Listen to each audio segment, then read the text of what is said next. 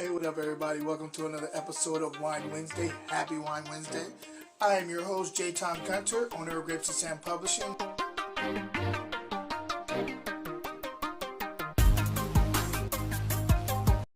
Hey, guys. I am so happy to be back for another Wine Wednesday. I know it's been a while. I have been on daddy duty. There's been a lot of little footsteps causing ruckus in my household.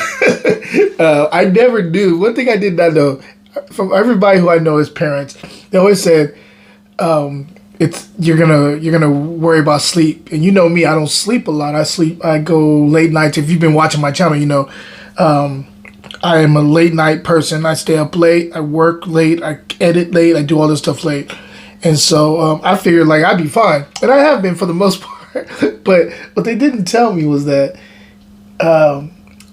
it's every 3 hours, 2.5 to 3 hours that you have to be feeding the baby, and then after that, making sure they're put down and they're going to sleep. I didn't know that. So it's been these little spurts of sleep. It's been hard, but we're learning. We're figuring it out. Thank God my lady's around, and she's doing all this stuff because she is. There's no way. If I was a single man trying to do this, there's no way. Thank God for her. She's amazing. She's making everything come together, and shout out to her. But other than that, yeah, it's been interesting. It's been interesting to say the least. And I'm enjoying the whole process and looking to see what this little being becomes down the road. So anyway, with that being said, you're not here for that. Oh, before we get into the wine stuff, go Warriors! I know we're down. We need to win. We need to win the next game. So go Warriors! I am also a Lakers fan, but I am more of a Warriors fan. I always have been because the team I grew up with. So I it's really hard to have both my teams playing each other, but the one that's near and dear to my heart is the Warriors. So go Warriors! And let's get into the wine because that's what you're here for. Today we're in Washington State. We're talking about the Horse Heaven Hills area in Washington State, known for a lot of Bordeaux varietals. This one is called, this is our Robert Willis 2018 Homestead Collection Red Wine Blend. So there's a blend we're talking about out of Washington State. Hope you guys see that label. This is mostly Merlot, has some Mourvedre in it. Also has some Syrah in this too. So this is an interesting wine. I'm looking forward to drinking this with you guys, and let's get right into it. On the nose. So immediately I get blackberry. I also get leather. Leather is jumping out of the glass at me. It's kind of a newer car leather, so more on like the it's just like a newer car leather I'm getting.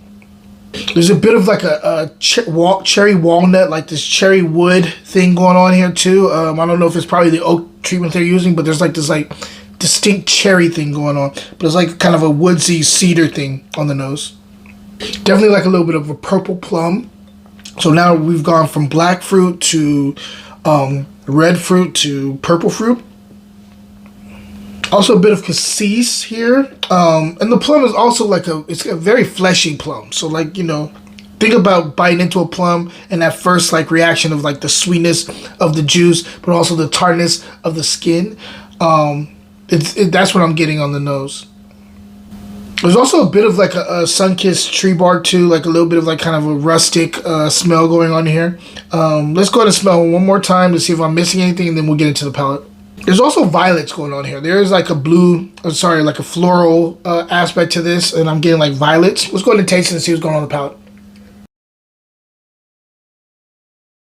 This is delicious, actually. Let's talk about the structure here. Oh, really? Actually, this is really good. I would say this is medium plus body on this wine. Acid is a higher part of medium, almost tipping its toe into the medium plus realm. Tannin is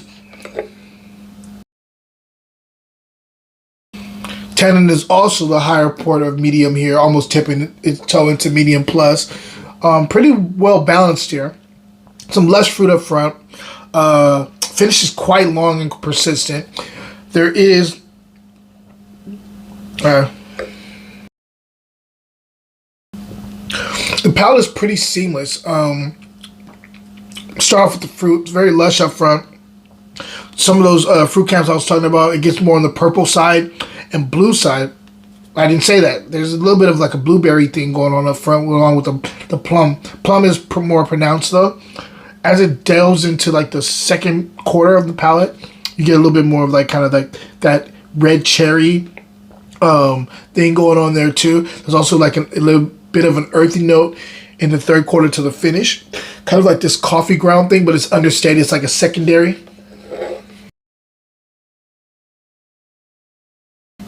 There's also these blackberries that I'm liking too. Like kind of wild blackberries on the palate. This is beautiful. I like this wine quite a bit. And I didn't expect that. But I mean, actually I should have, because I love Washington wines. So this makes sense to me.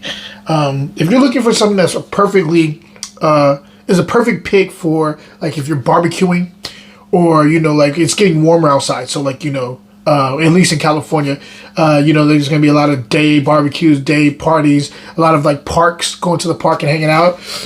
This is perfect if you're looking for a red wine that can actually hang out when it's warm outside, but also when it's cold outside. It's kind of it's a perfect like middle ground to those two types of weather or type of atmosphere you may be in when you're drinking a glass of red wine.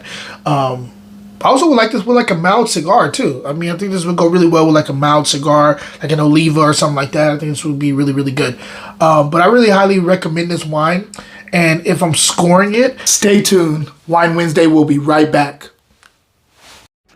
I am what folks call an art lover. And if you love art too, go check out my website, fruitandglass.etsy.com. I have wine-inspired art there, and I wanted to share it with everybody. Cheers.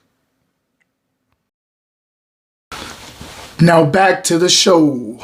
I'm going to go 89 plus on this. This is like a killer wine. 89 plus, and I may actually get some more of this, to be honest with you. It's pretty damn good. So anyway, hope everybody's having a wonderful week. I hope this is a perfect episode to get you over the hump day into the rest of the week. I have more daddy duty stuff to do. I only got a couple more hours. That's why I'm shooting this in between the baby being asleep and then the next feeding.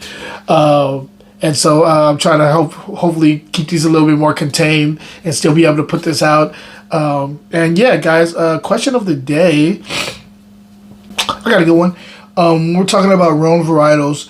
Let's do a versus. What do you like better between a Syrah and a Grenache? Guys, until next time, cheers.